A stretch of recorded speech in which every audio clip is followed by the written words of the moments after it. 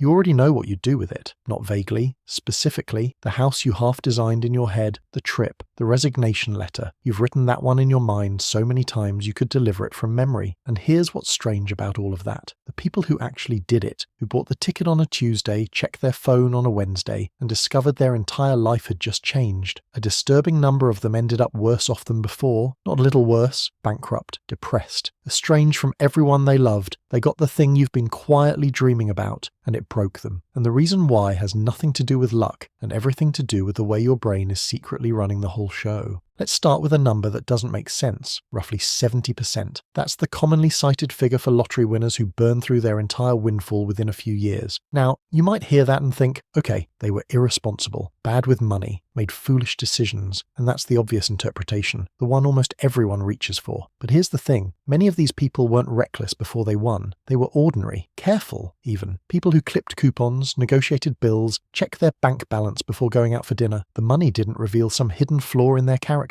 The money created a problem their character had never been asked to solve. There's a concept in psychology called reference point adaptation. Your brain doesn't evaluate your situation in absolute terms. It evaluates everything relative to what you're used to. A $50 dinner feels extravagant to someone who earns $30,000 a year. It feels cheap to someone who earns $300,000, not because the dinner changed, because the reference point did. When a lottery winner suddenly has $8 million in their account, their reference point doesn't just shift, it detonates. The careful mental accounting that kept them stable for decades becomes completely useless overnight. Their internal compass, the one they'd been calibrating their whole adult life, is suddenly pointing at nothing. The brain isn't broken. It's just been handed a map for a country that doesn't exist. But here's where it gets complicated and a little uncomfortable. The money doesn't arrive alone. It brings people with it. Researchers at the University of Warwick published a study tracking the social lives of lottery winners in the UK. What they found wasn't what you'd expect. Winners didn't report dramatic jumps in long-term happiness. What they reported instead was a profound and disorienting shift in their relationships. Friends who had been uncomplicated suddenly had needs. Family members appeared with grievances that had apparently been simmering for years. New people arrived with warmth and enthusiasm and business ideas, and the winner, sitting at the center of all of it, had no reliable way to tell the difference between who was real and who was responding to the number in the bank account. This isn't just loneliness. It's something more corrosive than loneliness. It's a condition where trust itself becomes structurally impossible. Every relationship is now contaminated by a question the winner can never fully answer, and so, what many of them do, and this is the uncomfortable part, is spend lavishly on others, because generosity feels like a way to be loved for themselves rather than their money, and because saying no feels like the thing a cold, undeserving rich person would do, and they'd spent a lifetime not being that person. The spending isn't stupidity, it's the only social language they have left, and the people around them know it, they're just not saying so. Now there's a question that sounds philosophical but is actually deeply practical. Who are you when you don't have to do anything? For most people, the answer to that question has never been tested. You are what you do. You're the job, the routine, the small daily negotiations with reality that give your week its shape.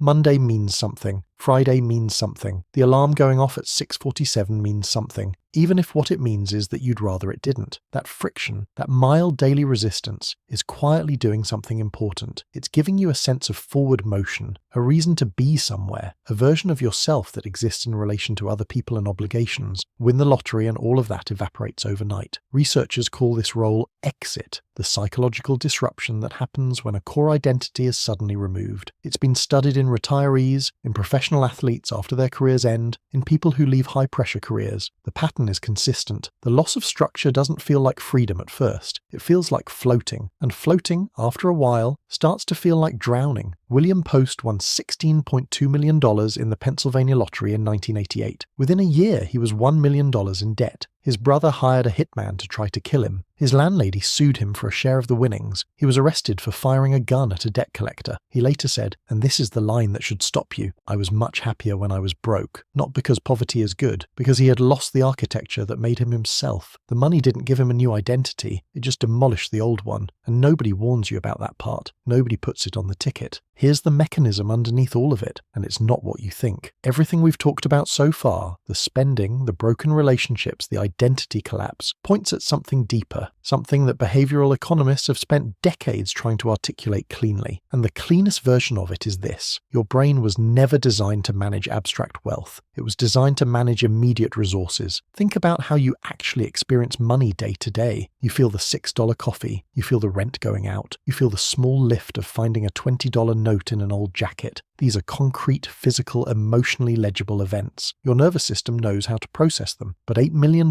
sitting in an account, that number is so far outside your brain's normal operating range that it functionally doesn't feel real. It feels theoretical, like a high score in a video game rather than actual resources with actual limits. This is why lottery winners so often describe a strange dissociation in the months after winning. Not euphoria, unreality. The number doesn't feel like money yet, and because it doesn't feel real, spending it doesn't feel like losing anything. Every purchase is just moving a number around on a screen, until suddenly the number is small enough to feel real again.